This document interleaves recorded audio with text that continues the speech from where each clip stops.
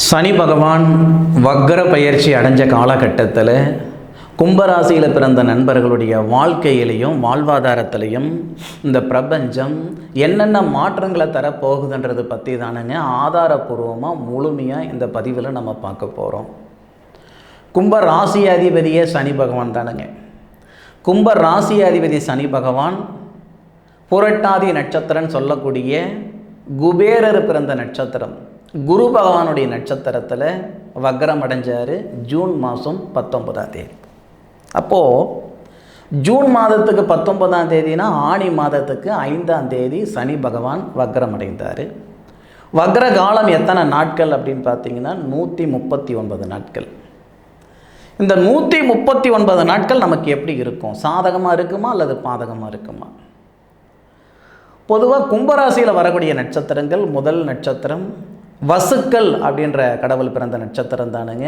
அவிட்டம் நட்சத்திரம் 3வது பாதம் 4வது பாதம். நீதியும் நேர்மையும் தவறாமல் வழி நடக்கக்கூடிய யமனேஸ்வரர் பிறந்த நட்சத்திரம் சனீஸ்வரனுக்கு அடுத்தது. அந்த ஈஸ்வரர் பட்டம் வாங்கிய ஒரே ஒருத்தர் யாருன்னு பார்த்தீங்கன்னா யமனேஸ்வரர். அப்போது அந்த யமனேஸ்வரர் பிறந்த நட்சத்திரமும் சதய நட்சத்திரம். அதுபோக தஞ்சை பெருங்குடையான் கோவிலை கட்டிய ஐயா ராஜராஜ சோழன் பிறந்த நட்சத்திரமும் அந்த சதய நட்சத்திரம். அதுபோக புரட்டாதி நட்சத்திரம்ன்றது குபேரர் பிறந்த நட்சத்திரம்னு சொல்லுவாங்க. அதுக்கு கூட ஒரு நண்பர் கேட்டிருந்தார், உங்களுக்கு என்ன வயசாகுது, இந்த நட்சத்திரத்தில் இந்த சாமி பிறந்தான்னு சொல்கிறீங்க அப்படின்ட்டு. இது ஆதாரம் இல்லாமல் சொல்லலைங்க. ஒவ்வொரு நட்சத்திரத்திலையும் ஒவ்வொரு அதிதேவதை பிறந்திருக்கின்றது. அது ஓலைச்சுவடியில் எழுதியிருக்குதுங்க. சரிங்களா? எதையுமே ஆதாரம் இல்லாமல் சொல்லலை. இப்போ நம்ம விஷயத்துக்கு வருவோம்.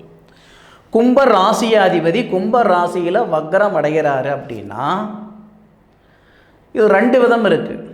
நீங்கள் பிறக்கும் பொழுது கும்பராசியில் நீங்கள் பிறந்திருக்கிறீங்கன்னா நீங்கள் பிறக்கும் போதே சனி பகவான் உங்களுடைய ராசியிலேயே இருக்குது அப்படின்னா இந்த நேர காலங்கள் வேறு லெவலில் இருக்கும். உங்களுக்கு பிரமாதமாக இருக்கும்.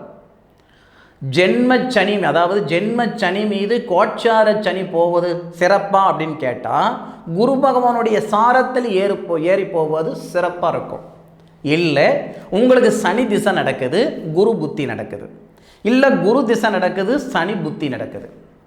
இந்த மாதிரி அமைப்பு உங்களுக்கு இருந்ததுன்னா சாமி சத்தியமாக சொல்கிறேன், உங்களுடைய தகுதி தராதர மதிப்பு மறுவாத பேரு புகழ் வேறு லெவலில் இருக்கும். இந்த சனி பகவானுடைய வக்ர காலகட்டத்துக்குள்ளார இந்த 139 நாட்குள்ள, அதாவது நவம்பர் மாதம் 4ஆம் தேதிக்குள்ளார். ஒன்று, நீங்கள் பிறக்கும்போது உங்கள் ராசியிலேயே சனி இருந்திருந்தா ஒன்று. இல்லையா உங்களுக்கு சனி திசையில் குரு புத்தி நடந்துக்கிட்டு இருந்தா, இல்லை குரு திசையில் சனி புத்தி நடந்துக்கிட்டு இருந்தால் உங்களுக்கு மிகப்பெரிய யோகம் இருக்கும். அதுபோக நம்ம ராசிநாதன் வக்ரம் அடைகிறதுன்றது நமக்கு சாதகம் இல்லைன்ற மாதிரி தான் நினைப்பீங்க. ராசிநாதன் வக்ரம் அடைந்தாலும் ராசிநாதன் அப்படின்னு சொல்லக்கூடிய சனி பகவான் தான் தொழில்காரகன். யாருடைய சாரம் வாங்குறாரு? நம்ம வீட்டில் இருக்கிறாரு, அவர் சொந்த வீட்டில் இருக்கிறாருன்னா அவர் தான் ராஜா அப்படின்னு நம்ம சொல்லலாம். ஆனால் ராஜா நல்லவரா கெட்டவரான்றது அவர் போட்டிருக்கக்கூடிய எப்படி சொல்கிறது அவருடைய புத்தியில் தான் சொல்ல முடியும். அப்போது அந்த சனி பகவான் அவர் ராஜாவே இருந்தாலும் குரு பகவானுடைய சாரத்தில் தான் இருக்கார். அதாவது பணக்கார கிரகன்னு சொல்லக்கூடிய குரு பகவானுடைய சாரத்தில் இருக்கிறது சிறப்பு. தனஸ்தானாதிபதி குரு, லாபஸ்தானாதிபதி குரு. அப்போது உங்கள் ராசிக்கு 3வது பாவகத்தை பார்க்குறாரு யார்? சனி பகவான். அப்போது இது வரைக்கும் இந்த நிமிஷம் வரைக்கும் ஒரு செயல் செய்யும் போது செய்யலாமா வேண்டாமா, சரி வருமா வராதா, இது நல்லதா கெட்டதா, யோசனைகள் அதிகமாக இருந்திருக்கும். இது 2 வருஷமாக நம்ம பண்ணிக்கிட்டு தான் இருக்கோம். ஒன்றும் புதுசாக இல்லை, 2 வருஷமாக நம்ம பண்ணிட்டு தான் இருக்கோம். ஆனால் இந்த நேரத்தில் எப்படி தெரியுமா இருக்கும்? என்னானாலும் பரவாயில்ல செஞ்சுக்கிடலாம் வாங்க. அந்த தெம்பு, தைரியம், துணிச்சல் இதெல்லாம் வேறு லெவலில் இருக்கும். ஒரு வேலை செய்யணுமா அது செஞ்சுவிட்டு தான் மறு வேலை பார்ப்பீங்க. யோசனை பண்ணவே மாட்டீங்க. 100% சொல்கிறேனுங்க. இந்த கும்பராசியில் பிறந்த நண்பர்கள் ஒரு வேலை செய்யணும்னா செஞ்சுவிட்டு தான் மறு வேலை பார்த்த ஆட்கள். ஆனால் தற்சமயம் இந்த 2-2.5 வருஷத்தில் இருந்து நீங்கள் வாழ்ந்துக்கிட்டு இருக்கிற வாழ்க்கை எப்படி இருக்குதுன்னா நெசமாக சொல்கிறேன் பாருங்கள், வேலை இல்லாமல் இருக்கிறதுக்கு ஒரு வேலைன்ற மாதிரி தான் உங்களுடைய வேலை. அப்போ பொருளாதார ரீதியாக நிறைய சங்கடங்கள் கொடுத்துருந்துருக்கோம், உழைப்புக்கு தகுந்த உயர்வு இருந்திருக்காது, வாழ்க்கைக்கு ஏற்ற வளர்ச்சி இருந்திருக்காது. அவ்வளோ எண்ணத்துக்கு யாரோ பிழைக்கிறதுக்கு நாம் கஷ்டப்படுற மாதிரி இருந்துக்கிட்டு இருக்கோம். நீங்கள் வாழ வேண்டிய வாழ்க்கை வேற, வாழ்ந்துக்கிட்டு இருக்கிற வாழ்க்கை வேற. இந்த 2-2.5 வருஷத்துலேருந்து அனுபவிச்சுக்கிட்டு இருக்கிறது இது மாறுமா? 100% மாறும். எந்த வகையில் மாறும்னா, உங்களுடைய ராசிக்கு 4வது பாவகத்தில் இருக்கக்கூடிய குரு பகவான் உங்களுடைய ராசிக்கு 8வது பாவகத்தையும் உங்களுடைய ராசிக்கு 10வது பாவகத்தை பார்க்குறாரு பாருங்க. அதுதான் மிகப்பெரிய ஹைலைட். ஒரு மனுஷனுக்கு வாழ்வாதாரம் நல்லா இருந்ததுன்னா வாழ்க்கை நல்லா இருந்துடும் இல்லையா? அப்போது இந்த நேரம் இந்த 139 நாட்குள்ள, அதாவது நவம்பர் மாதம் 4ஆம் தேதிக்குள்ளார கும்பராசி நண்பர்களுக்கு வாழ்க்கையில் தரத்தை கொடுத்துரும்.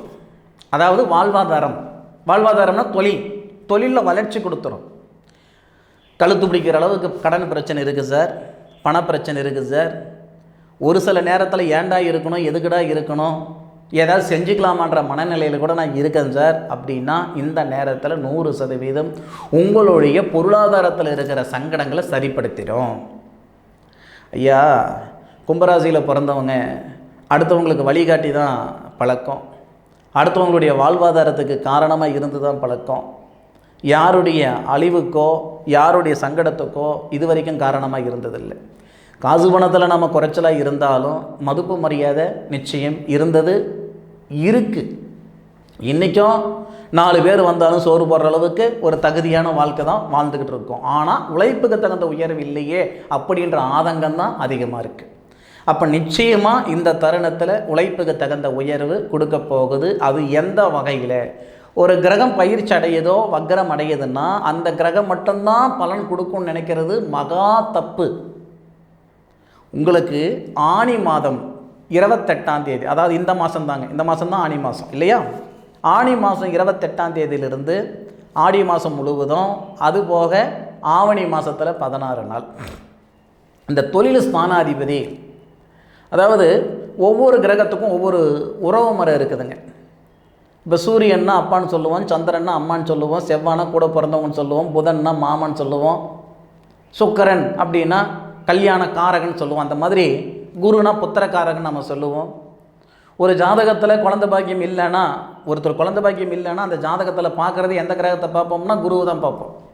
கல்யாணம் தாமதம் ஆகுதுன்னா பார்க்கக்கூடிய கிரகம் எந்த கிரகத்தை பார்ப்போம்னா சுக்கிரனை தான் பார்ப்போம். அப்படி தொழில் அப்படின்னா 2 கிரகங்கள் இருக்குது. தொழில் ஸ்தானாதிபதி ஒன்று இருக்குங்க, தொழில் காரகன் ஒன்று இருக்குதுங்க, 2 கிரகம் இருக்குது. அப்போ கும்பராசி நண்பர்கள், தொழில் காரகன்னா காமன் எல்லாருக்கும் ஒருத்தர் தான் சனி, சிலப்போ சூரியனும் வராரு.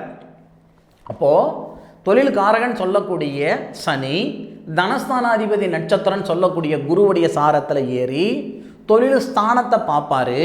தொழில் ஸ்தானாதிபதின்னு சொல்லக்கூடிய கிரகம் செவ்வாய் சனி பகவானுக்கு நட்சத்திரம் கொடுத்துருப்பார் இல்லையா குரு, அந்த குருவோட சேர்ந்து குரு மங்கள யோகமாக இருந்து தொழில் ஸ்தானத்தை பார்க்குறாங்க. அப்போது சனி பகவானுடைய பார்வை, குரு பகவானுடைய பார்வை, செவ்வாவுடைய பார்வை, இந்த 3 கிரகங்களுடைய பார்வையும் கும்பராசிக்கு 10வது பாவகன் சொல்லக்கூடிய அந்த தொழில் ஸ்தானத்தை பார்க்குது. இது அதிர்ஷ்டமா அப்படின்னு கேட்டிங்கன்னா 100% அதிர்ஷ்டம். எப்படின்னு கேட்டிங்கன்னா இது மிராக்கலும் கூட, அதிசயம் கூட. இப்போது பூமி இருக்குது அப்படின்னா அந்த பூமிக்குள்ளார இருக்கக்கூடிய கிரகங்கள், அதாவது உள் சுற்று கிரகங்கள் இருக்குதுங்க, உள்ளார சுற்றிட்டு இருக்கிற கிரகங்கள் இருக்குது, வெளிப்புறத்தில் சுற்றிட்டு இருக்கிற கிரகங்கள் இருக்குது. அப்போது கிரகங்களில் வக்ரம் அடைகிறது அப்படின்றது பார்த்தீங்கன்னா 7 கிரகங்கள் வக்ரம் அடை, சூரியன சந்திரன் வக்ரமே கிடையாது. ராகுக்கும் கேதுவுக்கும் வக்ரம் இருந்தாலும் கிரகண காலத்தில் தான் வக்ரம். புதன் சுக்கிரன் உள் சுற்று கிரகங்கள், வெளி சுற்று கிரகங்கள் தான் செவ்வாய் சனி அதுபோக குரு, இந்த 3 கிரகங்கள் வெளி சுற்று கிரகங்கள். அப்போ வெளி சுற்று கிரகங்களுடைய பார்வை உங்கள் ராசிக்கு 10வது பாவகம் தொழில் ஸ்தானத்தில் படும்போது மிகப்பெரிய யோகத்தை கொடுக்கும். இந்த பிரபஞ்சம் எல்லாருக்கும் எல்லா நேரத்துலையும் யோகங்கள் கொடுக்கறது இல்லைங்க. ஒரு மைதானத்தில் 10 பிள்ளைங்க ஓட்டப்பந்தயத்தில் ஓடுறாங்கன்னா அந்த 10 பிள்ளைகளில் ஒரு குழந்தை தான், ஒரு பிள்ளை தான் முன்னுக்கு வருது. அப்போ 10 பேரும் முயற்சி பண்ணலையா? 10 பேரும் முயற்சி பண்ணாங்க.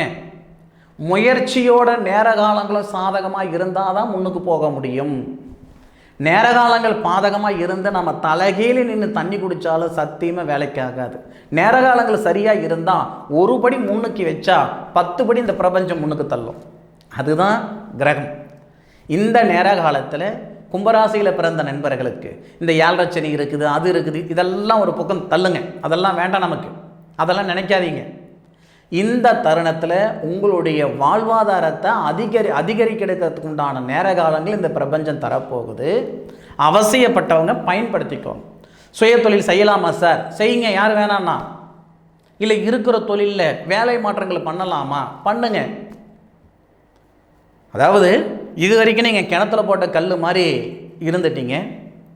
வேலை இல்லாமல் இருக்கிறதுக்கு ஒரு வேலைன்ற மாதிரி தான் இந்த நிமிஷம் வரைக்கும் இருந்துக்கிட்டு இருக்கிறீங்க. அது கண்குள்ளார நல்லா தெரியுது. கமிட்மெண்ட்டுன்னு ஒன்று இருக்குதே, மனுஷனாக பிறந்தா அந்த கமிட்மெண்ட்டுக்காக தான் இந்த நிமிஷம் வரைக்கும் நீங்கள் ஓடிக்கிட்டு இருக்கிறீங்க. சத்தியமாக அதுதான் உண்மை. இந்த நேரத்தில் அந்த பொருளாதாரத்தில் இருக்கிற சங்கடம் சரியாகும், தொழிலில் மாற்றங்கள் வரும், தொழிலில் இம்ப்ரூவ்மெண்ட்டு கொடுக்கும்,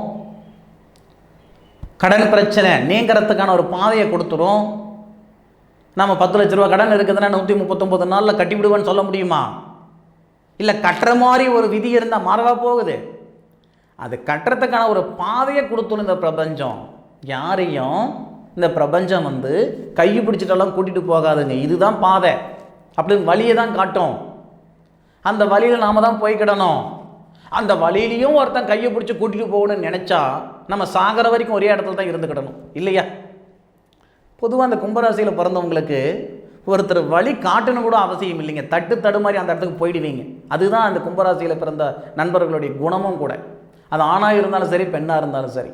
அப்பேற்பட்ட நண்பர்களுக்கு இந்த பிரபஞ்சம் அழகாக உங்களுக்கு ஒரு பாதையை காட்டக்கூடிய நேரம் இந்த நேரம். உழைப்புக்கு தகுந்த உயர்வு வேணுமா, வாழ்க்கைக்கேற்ற வளர்ச்சி வேணுமா, இதுதான் நேரம், பயன்படுத்திக்கோங்க. இல்லை சார் வர்றது வரட்டும், நான் இங்கிட்டே இருக்கிறேன் அப்படின்னா அது உங்களுடைய சொந்த சௌகரியம். முயற்சின்ற ஒரு விதையை விதைத்தாதான் விருட்சம் அப்படின்ற ஒரு வெற்றி நமக்கு வரும். சரியா? அதன் பிறகு ராசிக்கு 3வது பாவகத்தில் ராசிநாதனுடைய பார்வை படுறதுனால, ராசிக்கு 3வது பாவகத்துக்கு அதிபதி ஆட்சியில் இருக்கிறதுனால நம்மளுடைய முன்கோபத்தால் ஒரு சில சங்கடங்களெல்லாம் நமக்கு வந்திருக்கும். இல்லை, அந்த சங்கடங்களெல்லாம் நீங்கும்.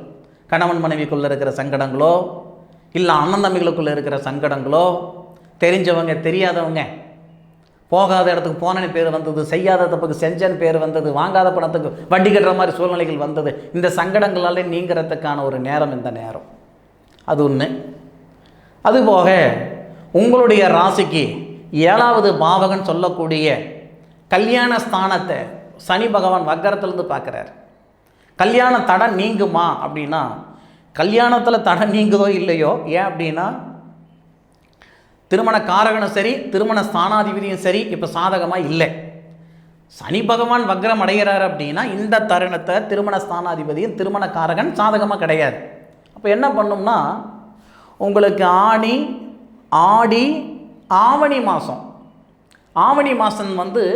இந்த கல்யாண ஸ்தானாதிபதின்னு சொல்லக்கூடிய சூரிய பகவான் நமக்கு ஆட்சியில் வருவார். ஆவணி, புரட்டாசி, ஐப்பசி இந்த 3 மாதத்தில் நம்ம இந்த கும்பராசியில் பிறந்த நண்பர்களுக்கு இந்த திருமணத்தில் இருக்கிற தடைகள் நீங்கும். திருமணமாகி பிரிஞ்சு போனவங்க ஒன்று சேருவாங்க.